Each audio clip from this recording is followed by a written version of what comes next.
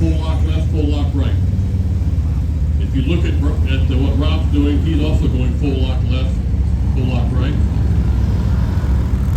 Now as they're going through this, I want you to pay attention to where they appear to be looking. And this is something that you can incorporate into your riding skills.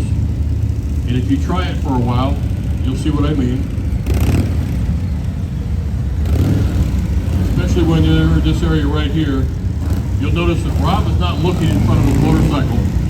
He's looking where he wants the bike to go. If you've ever been driving down the road and you've come across, you've seen a piece of debris in the road, and you target fixated on that, maybe a dead squirrel or a piece of tire recap or something, and you fixated on that, what did you end up doing? You end up running right over it. Because your hands will follow your eyes. It happens to people driving cars all the time. Again, Rob is at hard lock left. As soon as he feels that bike, he's anticipating when the bike is going to start moving, he goes to hard lock right. I've seen him stay in one position on a electric glide for 3 minutes. Never moved.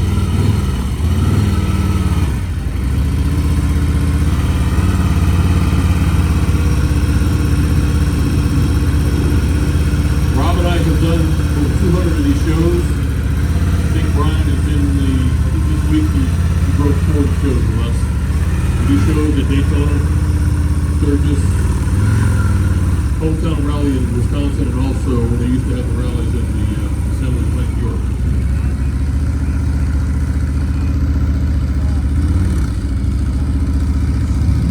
I mentioned there are 6 of us.